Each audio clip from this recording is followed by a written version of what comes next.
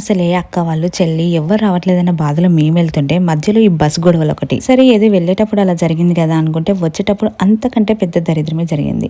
అసలు ఏం జరిగింది, ఎందుకు జరిగింది, ఎలా జరిగింది అని తెలుసుకోవాలంటే ఈ వీడియో మొత్తం చూసేయండి. రాఖీ రోజు నేను అమ్మ ఊరికి వెళ్ళాము. సో ఇంకా మేము ఎక్కిన బస్ డ్రైవర్ ముందున్న కార్ని అయితే గుద్దేశాడనమాట. ఒక చిన్న యాక్సిడెంట్ అయితే జరిగింది. సో ఇంకా కార్ ఓనర్ వచ్చేసి 30,000 ఇస్తే గానీ బస్ గదులని ఇవ్వని అనేసి పెద్ద గొడవే చేశారనమాట. సో ఇంకా ఈ బస్ డ్రైవర్ అన్నారు నేను 30,000 ఇయ్యను కానీ కార్ని రిపేర్ చేపిస్తా అంటే ఇంకా ఆయన అస్సలు ఏం లేదు, పెద్ద గొడవే జరిగింది. మాకు ఒక 2 hours దాకా అక్కడే టైం వేస్ట్ అయింది. అది ప్రైవేట్ బస్ అంట, గవర్నమెంట్ బస్ అయితే ఇంకో బస్ పంపించే వాళ్ళేమో కానీ ఇంకా వాళ్ళు కూడా ఏం చేయలేకపోయారు. మమ్మల్ని వేరే బస్ ఎక్కడానికి ట్రై చేశారు, కాకపోతే ఎవరు బస్సెస్ ఆపట్లేదు. ఎందుకంటే ఆ రోజు పండగ కాబట్టి ఫుల్ పబ్లిక్ ఉన్నారనమాట. ఇంకా ఆ రేష్కి అసలు బస్సెస్ కూడా ఆపట్లేదు.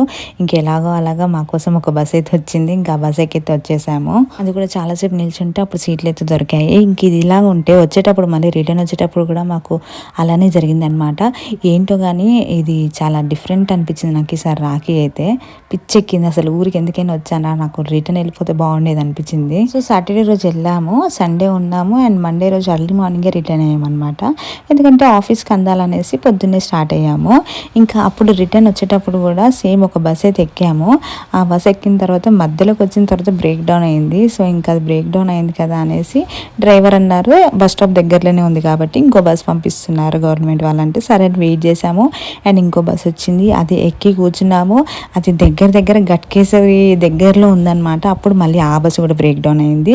సో ఇంకా చేసేది ఏం లేక ఆ బస్సు కూడా దిగుతున్నాము. ఇంకా అది మార్నింగ్ టైం కాబట్టి చాలామంది ఆఫీస్కి వెళ్ళే వాళ్ళు ఇంకా కాలేజెస్కి వెళ్ళే వాళ్ళే ఉన్నారు ఆ బస్సులో అయితే.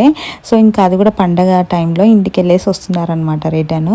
ఇంకా అప్పుడు కూడా ఆ బస్కి కూడా ఇంకా ఎవరు బస్సెస్ ఆపట్లేదు. ఆపిన వాళ్ళు కూడా ఇంకా ఇంతమందిని ఎక్కించుకోమని చెప్తున్నారనమాట. ఎందుకంటే డైరెక్ట్ హన్మకొండ నుంచి ఉప్పల్కి డైరెక్ట్ బస్సెస్ అనమాట, నాన్ స్టాప్ బస్సెస్ వేసారు స్పెషల్గా. అంటే డ్రైవర్స్ టికెట్స్ తీసుకుని ఎక్కించుకుంటున్నారు, కండక్టర్స్ ఉండట్లేదు, సీట్ల వరకు ఎక్కించుకుంటున్నారు.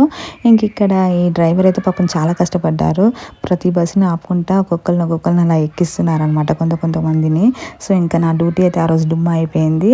నా లైఫ్లో నేను ఇలాంటి ఎక్స్పీరియన్స్ అయితే ఎప్పుడు చేయలేదు. ఇన్ని సంవత్సరాల నుంచి ఊరికి వెళ్తున్నా కానీ నాకు దరిద్రం ఉందని తెలుసు, కానీ మరింత దరిద్రం ఉందని ఈసారి ఊరికి వెళ్ళినప్పుడే తెలిసింది.